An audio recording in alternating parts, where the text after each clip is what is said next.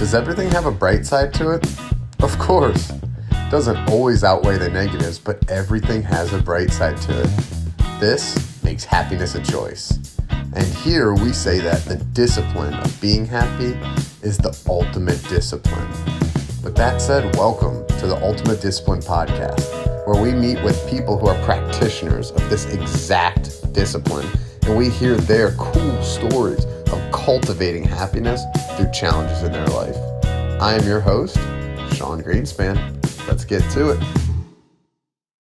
Well, hi, Cara. How are you doing today? Hi, I'm good. Sean, how are you? I am good. I actually going through, I think it's like the third or fourth section of the mind change course. It's fun so far. I'm still in the beginning stages. Like, I'm not doing the work. I'm seeing the work done on others. Well, it's important to get a feel for what it is before you jump in, so that's great. Sounds like you're making good progress. Yeah. And for those of you who don't know, Cara is a mind change practitioner. And do you mind sharing what mind change is in a sentence or two? Sure.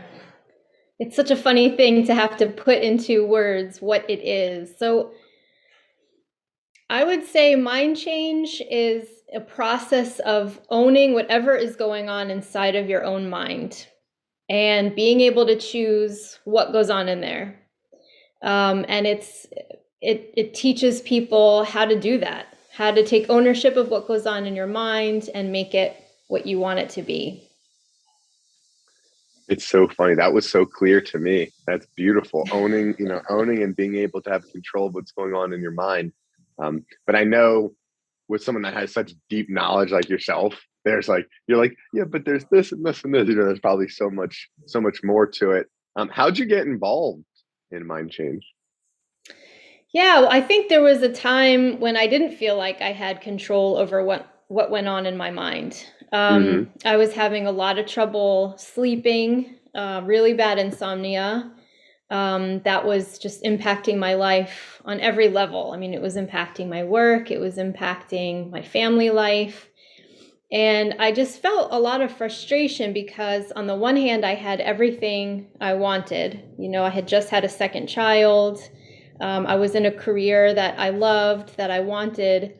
And yet there was just this tremendous undercurrent of anxiety, and I couldn't get to the root of why and what it was and how it got there. It was just there, and it resulted in I just can't sleep. So during this time, I was just exploring a lot of different ways to solve that. I was seeing doctors, I was doing traditional counseling, I was doing lots of nutritional approaches, kind of everything to try to figure it out, and just kind of ended up in the same place again and again. And at that point, I saw Heather McKean, what she had gone through, and I saw her whole transformation. And I basically asked her, hey, do you think this could work on me? Could this work on insomnia? And she was very new to what she had learned, but she said, let's try it. Let's see. I guess I was a guinea pig. I was sort of her, let's see if this will work. Wow. And we just spent a couple hours together, and it was life-changing. I mean, from that night, I went home and I had one of the best nights of sleep I ever had, medication-free. Just instantly? Yeah, that first night. And I just thought, oh my goodness, that was amazing. So at that point, I just thought, I just want to figure out what that was, how it worked, why it worked so well, and how to start applying this to other areas of my life. If it can make that much of a difference, what else am I capable of? What else can I do? And so that's kind of how the journey began for me. Nice. So you and Heather were friends first? Yeah, we were friends. Cool. We worked together in ministry. And so we had some overlap there. Yeah. So you guys were friends. You saw her go through a dramatic transformation. Correct. And then you guys started talking. So you basically were like, I have insomnia that's like almost crippling, right? And that it is difficult. It's almost like you'd rather have like a broken bone or something, because everyone's like, I know how to fix that. Put it in a splint, right?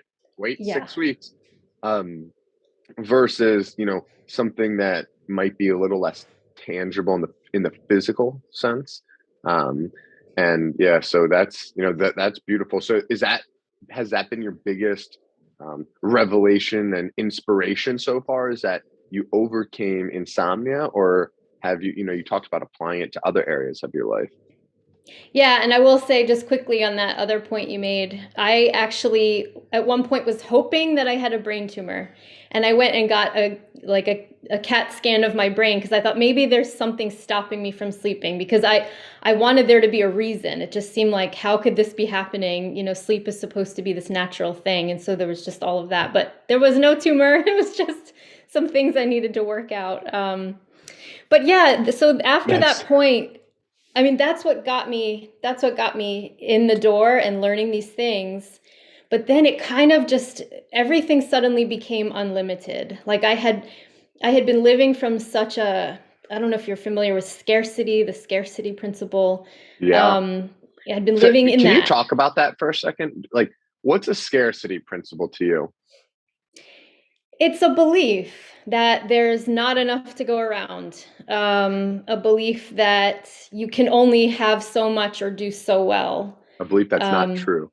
That it right, an untrue belief, right? And um, you can only hope and expect so much. And one of the things actually that I had bought into was so we'd always had a dream of building a family, having many kids, but we also had a dream of moving abroad. Um, but in my mind, I could only have one or the other. I couldn't do both. And part of the insomnia was, well, I can't have another child until I resolve this. And that was what I really wanted. So, with the insomnia out of the way, I thought, oh, I can have another child. Like, if I can sleep on my own, then I'll be okay. And so then I had another child. But then without this scarcity mindset, I thought, well, couldn't I also move abroad? And we started And dreaming you and did. and we did with the 3 month old. I mean, we started dreaming about what else could we do because suddenly it was like, if whatever goes on in my mind is up to me, and I have this incredible power within me, and that's one of the things about mind change. It's you learn just how powerful your mind is, and how powerfully that was created. Yeah. Um, then I'm only limited by what I believe. And you guys call that like a mind change manifesto, right? When someone says, "Hey, um I'm going to create something," right? And what I've learned about the manifesto is it's not, well, I don't want to have stress in my life. It's no, I want to live abroad and have another kid or have Yeah. kids, right? That's you know how I live a kind of nomadic lifestyle right now. I'm up in Canada, and it's funny because people project their scarcity on Emma and myself, and we try to be polite, but like distance ourselves from it, ignore it because people say, I'm 28 and she's 30, and people say, "Oh, it's great that you're traveling right now at this point in your life because you won't be able to travel soon." And Hmm. I'm just like, la la la la la la la la la. Like I'm like, thanks, but no thanks for that thought. Um, but it does make I think people like do those things because they protect the ego. They protect you from failing, right? It's like, if you had a goal of, hey, I do want to live abroad and you have these big audacious goals, like you might not, achieve them all. But, from my understanding, what you guys believe is, and when I say you guys, let me lump me in there because I'm a full believer of mind change. But, There you what go. the mind change method is about, you know, understand kind of like what you want and then freeing your mind so you can go actually create that in life, right? It's not just, I think some people that might look into mind change is actually a question I had early was like, oh, like if I have a crippling problem, it can help me. But if I don't have it, I probably don't need it. I don't I don't think now that I'm learning more, I think it's more, helping you just free yourself from your mind so you can achieve certain things. Is that kind of how you know, would take it? Absolutely. I mean, I think we all have a certain amount of energy and Hmm. creativity, right? We are given that. We start out as creative beings.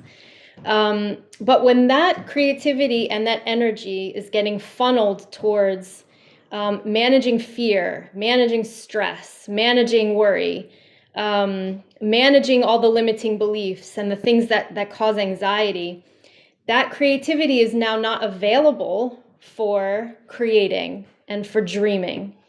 But when Wow. you start healing that stuff, when you start healing what is sucking out all that energy, all of a sudden there's just an innate, natural, creative part of us that comes out. It doesn't have to be, I don't want to say it doesn't have to be worked on. It's something we participate in, but it's not hard. It's not like, oh, I need to think about it just comes. That creativity is just natural. It's Yep. just buried under a lot of other stuff.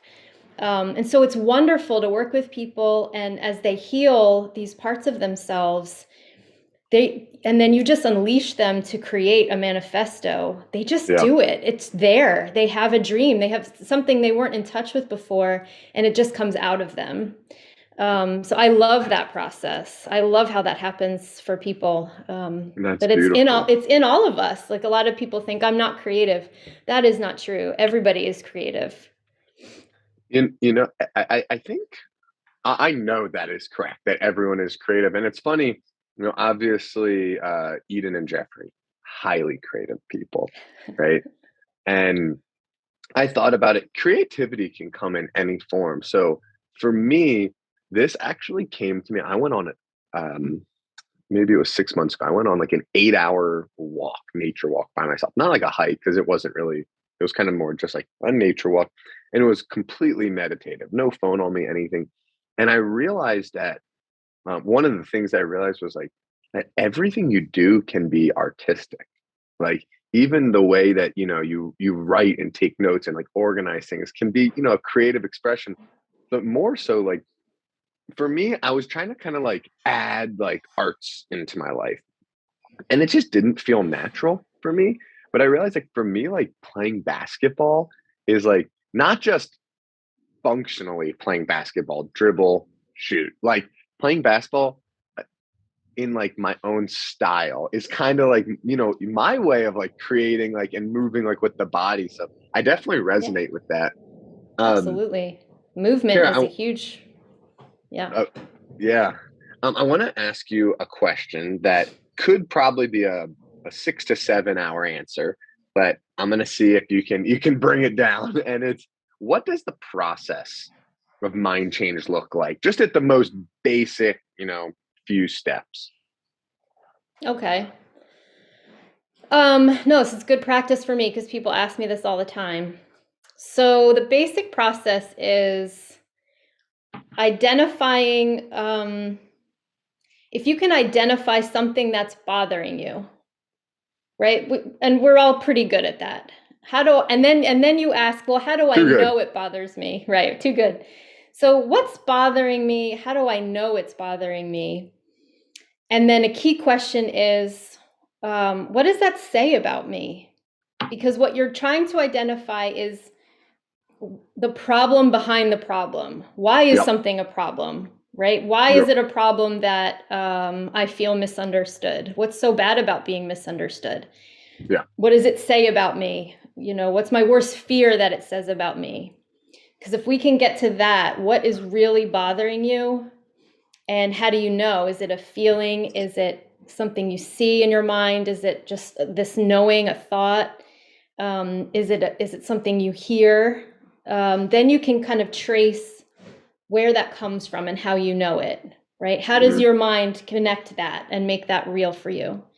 And then we just use that to go back into our files of how we are, who we are, and our experiences, and we're trying to find the relevant connection to that bother. And if we can trace that all the way back as Yep. early as it goes, that's where we need to go, right? It's something that comes from a subconscious program somewhere in our history. And we want to find that, and once we find it, we can heal it. So it's so it's, reflect on your current life, and understand what is limiting you, what is bothering you, and then go back into your memories, right? And figure out kind of like where that is coming from in your subconscious programming, and then work on that, and that will then free you up from that bother or limiting belief or whatever it is. Is that the 1, 2, 3 punch there?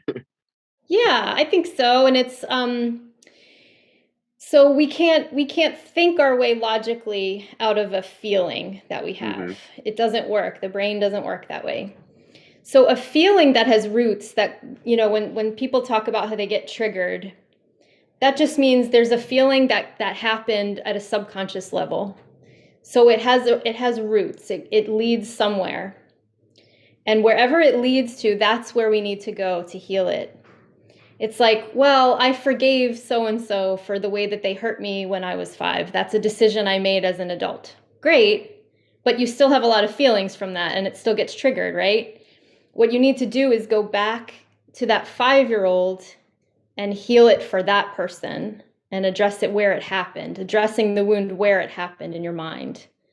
And then that's what translates to healing in the present. It's like one of the ways that I like to summarize it is, what if you could look back on everything in your life through the lens of love and peace, and seeing everyone in it as they did the best that they could? And if that's how you That's see all the beautiful. experiences of your past, then that's what you bring with you into your present and then into your future. I love that little nuance you put on there. I know this just from going through the course, but right, your memories are malleable, and your memories, which is a beautiful thing. Your memories change as you think about them. You said look through love and joy, and then you said as if everyone was doing their best, right? Maybe you and me have a history, Kara, and you did something, that I couldn't forgive in the moment, and still been dragging it with me. And then you look back at it that maybe she was hurting inside, maybe like you didn't even realize what you were doing. Maybe, whatever the case is, maybe I'm remembering it wrong. One of the beautiful things I like is it does put accountability back on yourself, which is scary, but it's empowering. If you're in charge, you can change it. So I just Absolutely. I absolutely love this, Kara, and I just wanted to, thank you for opening up about this and sharing. Sure. I think it's surefire thing that we're gonna have to do this another time, because I think we're just the tip of the iceberg here so far. This is one of my favorite things to do, to talk about. So yeah, I could do this all day. Well, I'm gonna take a note that we'll have to, but I really appreciate you joining us. Thank you so much for having me on. Thank you.